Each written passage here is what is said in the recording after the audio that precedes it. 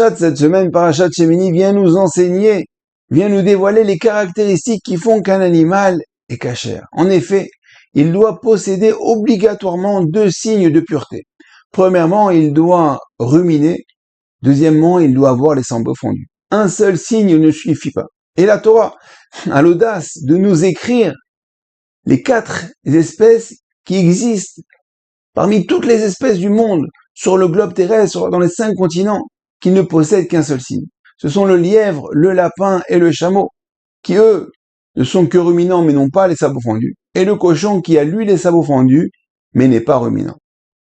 C'est bien un signe que Akadosh Baruch Hu a créé le monde, c'est bien un signe qu'Akadosh Baruch Hu a écrit la Torah, pour avoir l'audace et la sûreté de pouvoir écrire une telle chose il y a déjà de ça depuis 3000 ans.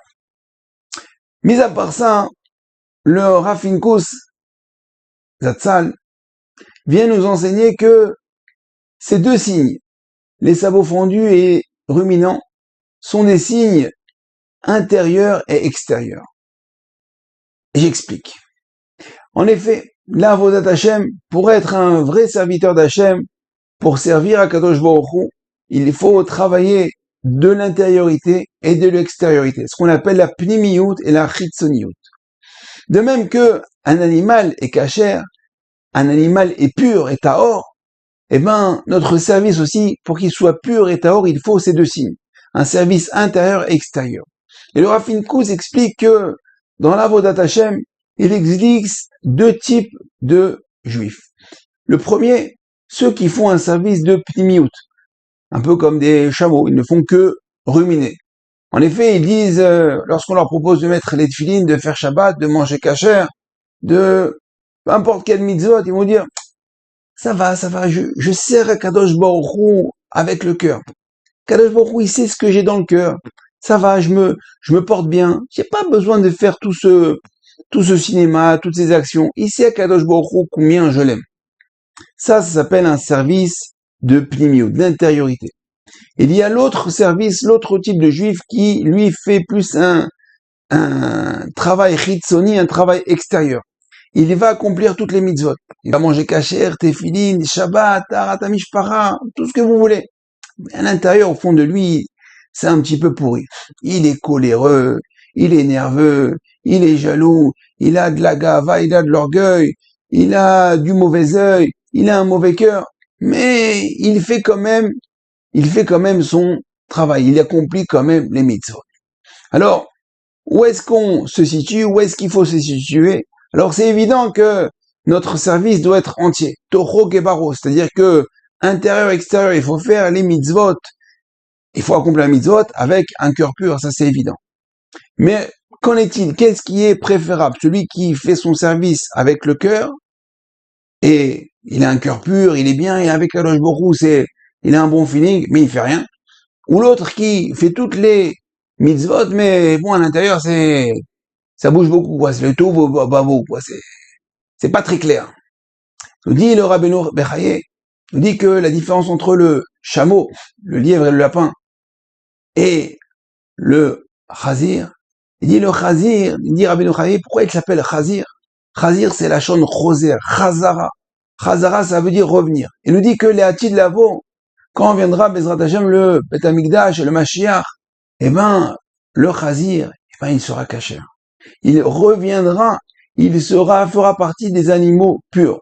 Son système de digestion va se retourner et il deviendra ruminant. C'est-à-dire que toute son intériorité deviendra pure. Et lui dit, c'est pareil.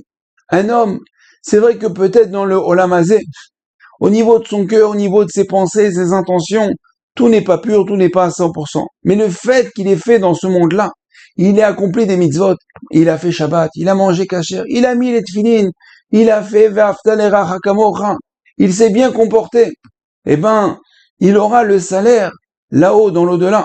Il fera peut-être un petit passage, avant de passer au Gan Eden, il fera un petit passage de nettoyage au Gehinom, peut-être quelques semaines, quelques mois. Mais, en tout cas, il aura le sachar, le salaire des actions qu'il a accomplies. Alors que celui qui n'a agi qu'avec son cœur, enfin, il n'a pas agi puisqu'il n'a fait que penser que ce qu'il faisait c'est bien, eh ben lui, il n'aura aucun sachar. On donne l'histoire, Machal, là, nous, il y avait des parents qui, leur enfant avait fait un malaise, était dans le coma déjà depuis plusieurs jours. Et donc, ils étaient très inquiets. Et les médecins rentrent, sortent dans la chambre. Et l'enfant ne se réveille pas depuis déjà 2 jours, 3 jours, 4 jours. Les parents impatients demandent le bilan, voir les médecins, qu'est-ce qui se passe. Et au bout de 4-5 jours, les médecins disent, bon, vous inquiétez pas, tout va bien. Il dit, mais il bouge pas, il dort, il mange pas, il ne fait rien. Alors le médecin très calme dit, mais monsieur, votre cœur, le cœur de votre fils bat, son cœur marche. Alors son père, bon, il accepte. Au bout d'une semaine, on lui dit la même chose. Au bout de 15 jours, on lui dit la même chose. Monsieur, vous inquiétez pas. Son cœur bat, regardez, le cœur bouge. Le père s'énerve, il dit, mais d'accord, son cœur, il bat. Mais il ne fait plus rien. Il ne parle plus, il ne mange plus, il ne se lève plus, il ne peut plus rien faire. Il dit, c'est Machal, c'est pareil. Nous sommes les enfants d'Akadosh Baruch Hu. Si on vient lui dire, regarde, mais ton fils, il est dans le coma comme ça. Il n'y a que son cœur qui bat. Il dit, mais d'accord, mais il ne fait plus rien. Il ne prie pas. Il ne mange pas cachère. Il ne met pas les tefilines. C'est bien que son cœur bat. Mais qu'est-ce que tu veux qu'on fasse? Il ne vit, sauf, il ne vit pas. Il ne fait plus rien. Il est comme ça. Il est inerte. Alors, à Botaï, même si, parfois, le Yetzirah nous dit que, laisse tomber, t'es pas au niveau. Tu peux pas faire Shabbat, ton Shabbat il est pas entier, t'as pas un cœur entier. Tu fais Shabbat, c'est pour la galerie. Tu manges cachère, c'est pour la galerie. Tout ce que tu fais, c'est pour la galerie. C'est pas grave. Fais-le. Parce qu'au fur et à mesure, le fait de faire des actions, le fait de faire des maasim tovim, au final, ça va être mashpia, ça va influencer ton intérieur. C'est comme quelqu'un qui rentre dans une parfumerie. Peu importe quand il va ressortir de cette parfumerie, il va ressortir parfumé même s'il a rien fait. Lorsqu'on fait des mitzvot, en fin de compte, on parfume aussi notre intériorité. Alors, Bezrat Hashem, qu'on apprenne des animaux purs et impurs, savoir que notre Avodat Hashem, c'est pas qu'un service du cœur. Parce qu'à force de mettre trop sur le cœur, on risque de faire un infarctus. Parce que le cœur, il peut pas supporter autant de choses. Il faut, Kadosh Baruch Hu nous a donné 613 mitzvot. Il y a des mitzvot, chaque mitzvot est lié à un membre du corps. Netilat Yadayim avec les mains, on a des mitzvot avec les oreilles où il faut entendre par exemple la Megillat Esther, le shofar, avec le nez, Hatzé Samim, avec le bras, avec le pied, avec la tête, avec le cœur, avec tout notre corps. Et donc pas mettre les 613 mitzvot sur le cœur, parce que le cœur après il va peser trop lourd. Alors Bezrat Hashem, qu'on ait la force et le courage d'accomplir les mitzvot comme un vrai Ovdei Hashem, Bepnimiut, Bechetziut, intérieur-extérieur. Et ne vous découragez pas, je vous dis à très bientôt, Shabbat Shalom, Kol Tov.